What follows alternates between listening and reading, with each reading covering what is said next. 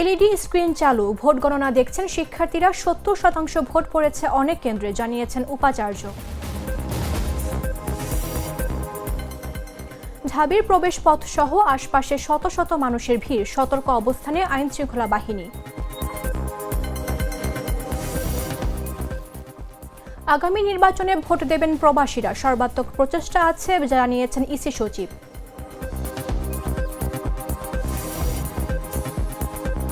নতুন সরকারের মন্ত্রীদের জন্য কোনো গাড়ি কেনা হচ্ছে না, জানালেন উপদেষ্টা সালাউদ্দিন আহমেদ।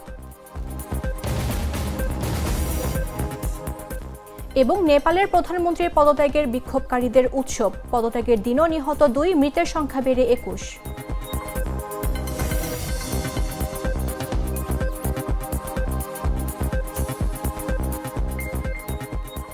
আমন্ত্রণ সন্ধ্যা 7টা নিউজে, আপনাদের সাথে রয়েছে আমি মামদুহা রাইসা।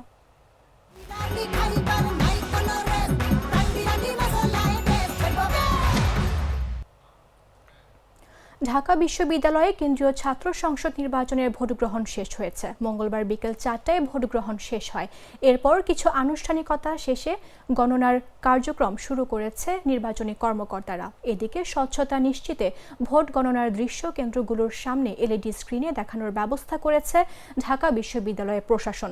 বিকেল 4:45টার দিকে কেন্দ্রগুলোর বাইরে থাকা এলইডি স্ক্রিনে একে একে চালু করা হয়। এতে শিক্ষার্থীরা উচ্ছ্বাস প্রকাশ করেন। সবার দৃষ্টি এখন এলইডি স্ক্রিনে। এদিকে ভোট গ্রহণ শেষ হওয়ার পর থেকে সব কেন্দ্রের সামনে প্রার্থী ও শিক্ষার্থীদের উপচে পড়া ভিড় লক্ষ্য করা যায়। তারা ফলের অপেক্ষায় রয়েছেন। ভোটে কে জিতবেন তা নিয়ে চলছে জল্পনা কল্পনা। ঢাকা বিশ্ববিদ্যালয়ে কেন্দ্রীয় ছাত্র সংসদ নির্বাচনে অনেক কেন্দ্রে 70% পর্যন্ত ভোট পড়েছে বলে জানিয়েছেন বিশ্ববিদ্যালয়ের উপাচার্য অধ্যাপক ডক্টর নিয়াজ আহমেদ খান। মঙ্গলবার বিকেলে ক্যাম্পাসের 3টি কেন্দ্র পরিদর্শন শেষে সিনেট ভবনের সামনে সাংবাদিকদের সঙ্গে আলাপকালে তিনি একথা জানান। নির্বাচন স্বচ্ছ হয়েছে দাবি করে উপাচার্য বলেন, এরই মধ্যে বিভিন্ন কেন্দ্রে 70%-এর বেশি ভোট সংগ্রহ হয়েছে। 4টার পরও যেসব শিক্ষার্থী লাইনে থাকবেন তাদের ভোটও নেওয়া হবে। নির্বাচনের স্বচ্ছতার ঘাটতি নেই।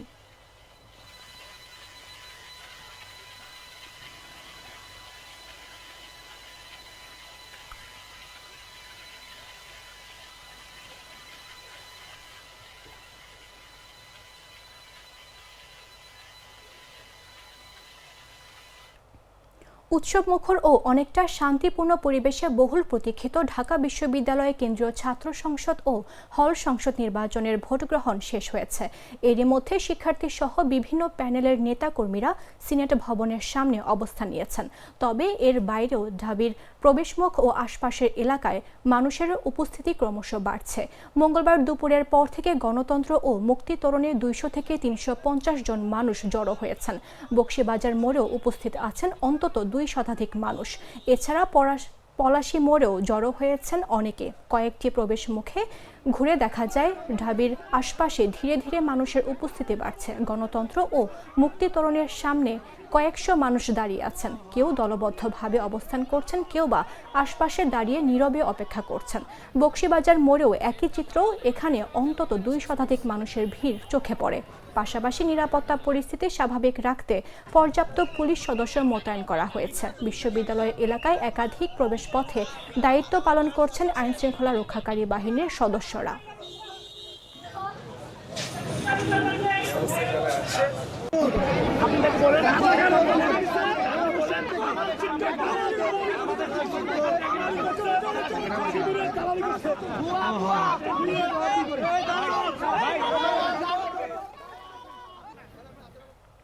ঢাকা বিশ্ববিদ্যালয়ের ছাত্র সংসদ নির্বাচনে বিশ্ববিদ্যালয়ের কার্জন হলে সংবাদ সংগ্রহের সময় অসুস্থ হয়ে এক সাংবাদিক মারা গেছেন।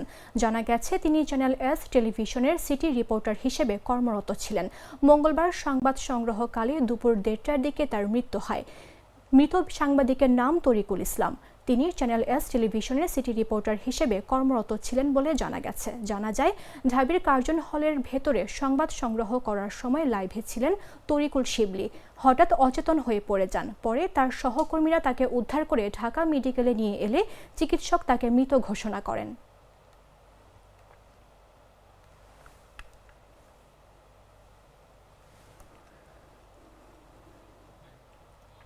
আগামী জাতীয় সংসদ নির্বাচনে প্রবাসীদের ভোট দেওয়ার নিশ্চয়তা দিয়ে নির্বাচন কমিশনের সিনিয়র সচিব আখতার আহমেদ বলেছেন, প্রবাসীরা এবার আগামী নির্বাচনে ভোট দেবেন, এটুকু আমরা বলতে পারি।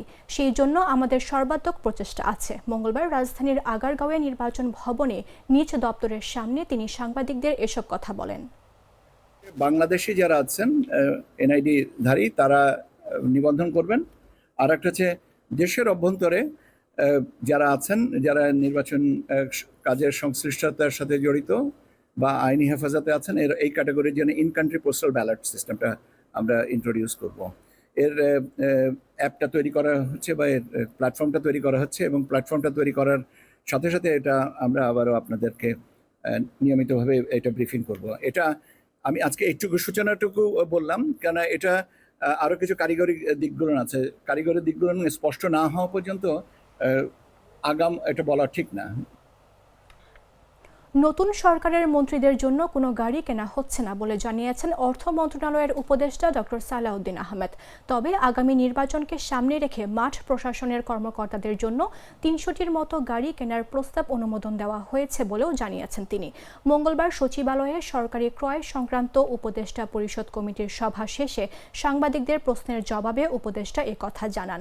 বিভিন্ন সংবাদ মাধ্যমে সংবাদ প্রকাশিত হয়েছে, আগামী মন্ত্রিসভার মন্ত্রীদের জন্য 7টি গাড়ি কেনা হচ্ছে। এ বিষয়ে দৃষ্টি আকর্ষণ করলে অর্থ উপদেষ্টা বলেন, এটা আপনারা কোথায় দেখেছেন জানি না, আমাকে কোট করেছে, আমি নাকি অ্যাপ্রোচ করেছি, কোনো প্রশ্নই আসে না। কোনো গাড়ি কেনার জন্য আমরা এসব করিনি। জনপ্রশাসন মন্ত্রণালয় থেকে তারা একটা প্রস্তাব দিয়েছিল, আমি তা বন্ধ করে দিয়েছি, কেনা হবে না।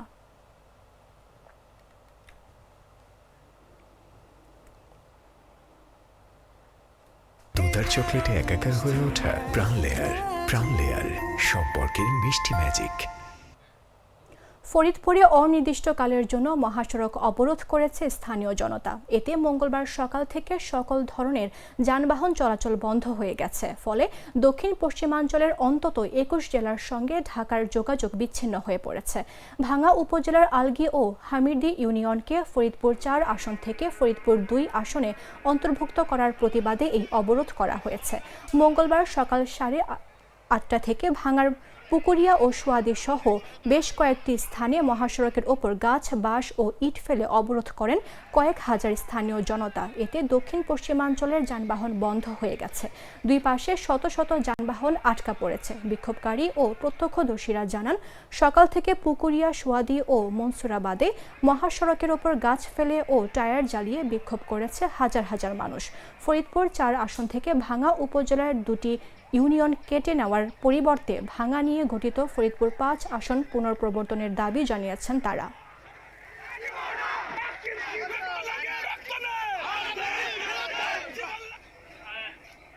হামিরদী ইউনিয়ন এবং আলগী ইউনিয়ন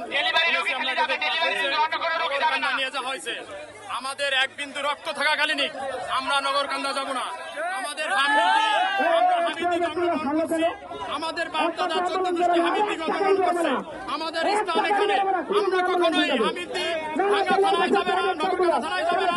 আমরা ভাঙ্গার লোক, আমরা ভাঙ্গে থাকতে চাই। এক বিন্দু রক্ত থাকাকালীনই আমরা নগরকান্দা যাব না, হামিরদীর লোক। ভাঙ্গার মাটি মানুষের রাজনীতি চালু করতে হবে। এই ভাঙ্গায় যাতে আমাদের সালতার সাথে যেতে না হয়, নির্বাচন কমিশনকে আমি পরিষ্কার ভাষায় বলে দেওয়ার চাই, ভাঙ্গাবাসীর দাবি যাতে কোনো কর্মে নির্বাচন কমিশনার আপনাকে কে সাহস দিয়েছে? রাজবাড়ীর গোয়ালন্দ ঘাটে পুলিশের গাড়ি ভাঙচুর, মাজার ভাঙা, মারামারিতে আহত নিহত, সম্পদ লুটপাট, কবর হতে লাশ উত্তোলন ও পুড়িয়ে ফেলার অপরাধে স্থানীয় মসজিদের ইমাম সহ এ পর্যন্ত 18 জনকে গ্রেফতার করা হয়েছে। মঙ্গলবার সকালে প্রধান উপদেষ্টার প্রেস উইং থেকে পাঠানো এক বার্তায় এ তথ্য জানানো হয়। এতে বলা হয়, রাজধানীর গোয়ালন্দে পুলিশের গাড়ি ভাঙচুর, মাজার ভাঙা, মারামারিতে আহত নিহত, সম্পদ লুটপাট, কবর থেকে লাশ উত্তোলন ও পুড়িয়ে ফেলার অপরাধে আজ সকাল পর্যন্ত 18 জনকে গ্রেফতার করা হয়েছে। গ্রেফতারদের মধ্যে রয়েছেন স্থানীয় মসজিদের ইমাম লতিফ হুজুর। তিনি ঘটনার পর তাকে তিনি ঘটনার পর থেকে পলাতক ছিলেন। আজ ভোরে তাকে মানিকগঞ্জের চর এলাকা থেকে গ্রেফতার করা হয়েছে। এছাড়াও মাজারভাঙ্গা মারামারিতে আহত নিহত সম্পদ লুটপাট, কবর থেকে লাশ উত্তোলন ও পুড়িয়ে ফেলার ঘটনায় নিহতের বাবা মোহাম্মদ আজাদ মোল্লা বাদী হয়ে সোমবার রাতে একটি মামলা দায়ের করেছেন।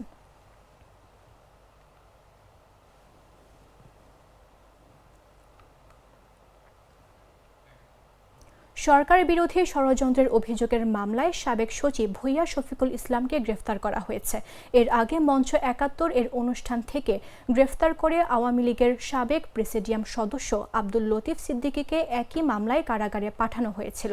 মঙ্গলবার ডিএমপির উপ পুলিশ কমিশনার মোহাম্মদ তালেবুর রহমান জানান, ভূঁইয়া শফিকুল ইসলাম সহ কার্যক্রম নিষিদ্ধ আওয়ামী লীগ ও এর অঙ্গ সংগঠনের ৭ নেতাকর্মীকে গ্রেফতার করেছে ঢাকা মহানগর গোয়েন্দা পুলিশ।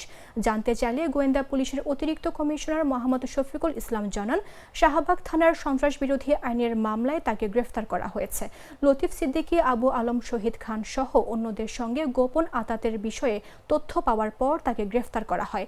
ভূঁইয়া শফিকুল ইসলাম ২০১৩ সালে পরিকল্পনা বিভাগের সচিব ছিলেন। পরে ২০১৫ সালে তাকে রাষ্ট্রপতির কার্যালয়ের সচিব করা হয়।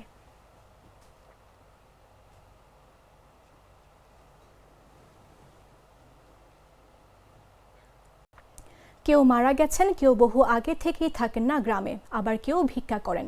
এমন ব্যক্তিদের নামে তোলা হয়েছে লাখ লাখ টাকা ঋণ, যা তারা জানেনই না। Sherpur social development foundation SDF এর একটি প্রকল্পে এমন অনিয়ম উঠে এসেছে অনুসন্ধানে। আর অভিযোগ সাপেক্ষে জড়িতদের বিরুদ্ধে ব্যবস্থা নেওয়ার কথা জানালেন উপজেলা প্রশাসন। শেরপুর প্রতিনিধির পাঠানো তথ্যচিত্রের বিস্তারিত জাগর এক্স রিপোর্টে। ভিটে মাটিহীন ফুলবানু অসুস্থ স্বামীকে নিয়ে গাঢ় পাহাড়ে ভিক্ষাবৃত্তি করে কোনো মতে দিন চালাচ্ছেন। থাকেন অন্যের একটি পরিত্যক্ত ঘরে। সম্প্রতি জানতে পারেন তার নামে ১ লাখ টাকা ঋণ তোলা হয়েছে। এ কথা শুনেই চিন্তায় স্ট্রোক করেছেন স্বামী। আমরা ভিক্ষা করে খাই, ম্যাগি খাই, চায়া খাই, আমরা এইটা রাখি বেদম আগে জুলুম দেয় আমরা রাখি বেদম লাখ টাকা তুলি আমরা দুর্নাম না করলো, আমরা এটার বিশ্বাস চাই।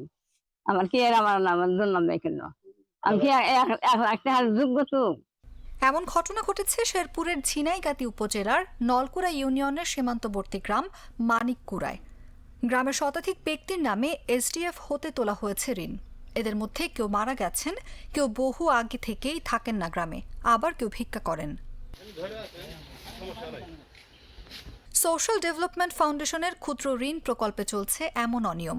গ্রামের প্রায় শতাধিক ব্যক্তির নামে এমন প্রতারণার ফাঁদ পেতেছেন SDF, জানিয়েছেন ভুক্তভোগীরা। এদিকে এসব অনিয়মের বিষয় জানতে চাইলে অস্বীকার করেন SDF এর ঝিনাইগাতি উপজেলার ক্লাস্টার অফিসার হারাধন মোহন। তবে অভিযোগ সাপেক্ষে তদন্ত করে ব্যবস্থা নেওয়ার কথা জানালেন উপজেলা প্রশাসন। আমাদের ঝিনাইগাতি উপজেলার নলকুড়া ইউনিয়নের মানিকপুরা গ্রামে যে SDF সমিতির বিরুদ্ধে যে অভিযোগটি আমরা ইতিমধ্যে শুনতে পেরেছি, সে বিষয়ে আমরা এখনো পর্যন্ত কোনো লিখিত অভিযোগ পাইনি।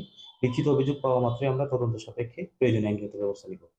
কেবল মানিককুড়া গ্রামেই নয়, শেরপুরে SDF এর ৪৫টি অফিসে এমন প্রতারণা করে কোটি কোটি টাকা আত্মসাতের অভিযোগ উঠেছে। ২০২১ সালে কোভিড-19 সংকট ও জলবায়ু বিপর্যয় মোকাবিলায় বিশ্বব্যাংকের ৪২,০০০ কোটি টাকার এমন প্রকল্প নেন হাসিনা সরকার। অনুভা বিশ্বাস, জাগো নিউজ।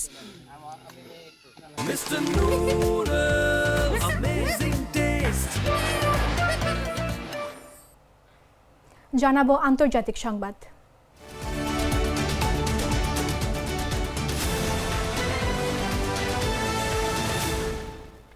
নেপালের প্রধানমন্ত্রী কেপি শর্মা ওলির পদত্যাগের খবর ছড়িয়ে পড়তেই আন্দোলনকারীদের মধ্যে বিজয় উল্লাস দেখা দিয়েছে। মঙ্গলবার প্রধানমন্ত্রী পদত্যাগের ঘোষণা দেওয়ার পরপরই উৎসবমুখর হয়ে ওঠে রাজধানী কাঠমান্ডু সহ পুরো দেশ। মঙ্গলবার বিক্ষোভকারীরা আবারও কাঠমান্ডুর ফেডারেল পার্লামেন্ট ভবনে প্রবেশ করে। প্রত্যক্ষদর্শীরা জানিয়েছেন, তারা পার্লামেন্ট প্রাঙ্গণের ভেতরের কিছু অংশ ভেঙে প্রবেশ করে এবং সেখানেই বিজয় পতাকা ওড়ান। নেপালের গণতান্ত্রিক প্রক্রিয়ার কেন্দ্রবিন্দু হিসেবে বিবেচিত পার্লামেন্টের ভবন ভবনে এখন আন্দোলনের প্রতীকী স্থান পরিণত হয়েছে। নেপালে জেনজি আন্দোলনে নিহতের সংখ্যা বেড়ে 21 জনে দাঁড়িয়েছে। মঙ্গলবার নতুন করে আরও 2 জন প্রাণ হারিয়েছেন বলে জানিয়েছেন কাঠমান্ডু সিভিল সার্ভিস হাসপাতালের নির্বাহী পরিচালক মোহন রেজমি। তিনি জানান, শুধু এই হাসপাতালে বর্তমানে 90 জন আহত চিকিৎসাধীন রয়েছেন। এর আগে সোমবার পার্লামেন্ট ভবনের সামনে তুমুল সংঘর্ষে 19 জন নিহত এবং কয়েকশো মানুষ আহত হন। বিক্ষোভকারীরা দুর্নীতি, সরকার বিরোধী নিপীড়ন এবং সামাজিক যোগাযোগ মাধ্যমে সরকারের নিষেধাজ্ঞার প্রতিবাদে রাস্তায় নামেন।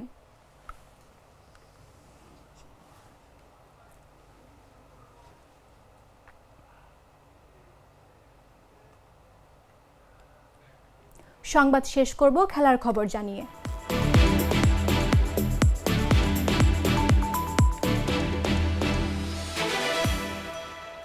এশিয়া মহাদেশের ক্রিকেট শ্রেষ্ঠত্বের লড়াই আবারও শুরু হতে যাচ্ছে আজ থেকে। বাংলাদেশ সময় রাত 8:30টায় আবুধাবির শেখ জায়েদ স্টেডিয়ামে আফগানিস্তান হংকংয়ের মধ্যকার ম্যাচ দিয়ে পর্দা উঠছে এশিয়া কাপ ক্রিকেটের 17তম আসরের। বিশ্বকাপকে সামনে রেখে এশিয়া কাপের ফরম্যাট পরিবর্তন হয়। সামনে যে ফরম্যাটের বিশ্বকাপ থাকে সেই ফরম্যাটে অনুষ্ঠিত হয় এশিয়া কাপ ক্রিকেট। আগামী বিশ্বকাপ অনুষ্ঠিত হবে টি-20 ফরম্যাটে। এ কারণে এবারের এশিয়া কাপও অনুষ্ঠিত হচ্ছে টি-20 ফরম্যাটে। এবারের এশিয়া কাপকে ঘিরে ক্রিকেট বিশ্বে এরই মধ্যে তৈরি হয়েছে দারুণ উত্তেজনা। আয়োজক হিসেবে সংযুক্ত আরব আমিরাত প্রস্তুত করেছে আধুনিক ভেন্যু, আর মাঠে নামতে যাচ্ছে এশিয়ার শক্তিশালী 8টি দল। এর মধ্যে রয়েছে ভারত, পাকিস্তান, বাংলাদেশ, শ্রীলঙ্কা, আফগানিস্তান, আরব আমিরাত, ওমান এবং হংকং।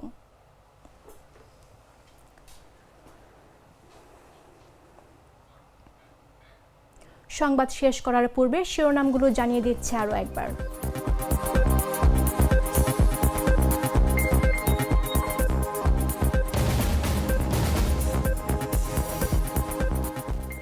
এলইডি স্ক্রিন চালু, ভোট গণনা দেখছেন শিক্ষার্থীরা। 70% ভোট পড়েছে অনেক কেন্দ্রে, জানিয়েছেন উপাচার্য।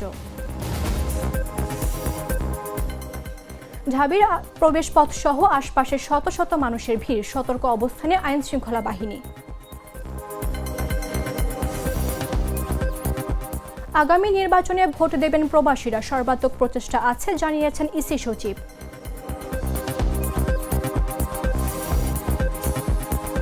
নতুন সরকারের মন্ত্রীদের জন্য কোনো গাড়ি কেনা হচ্ছে না, জানালেন উপদেষ্টা সালাউদ্দিন আহমেদ।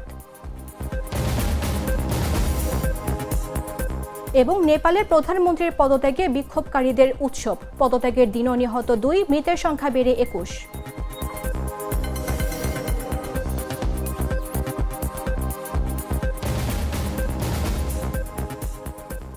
দর্শক, এই ছিল এখনকার মতো। প্রতি মুহূর্তে সর্বশেষ খবর জানতে ভিজিট করুন jagonews24.com। ফলো করুন আমাদের ভেরিফাইড ফেসবুক পেজ এবং সাবস্ক্রাইব করুন জাগো নিউজের ইউটিউব চ্যানেল। ধন্যবাদ সবাইকে।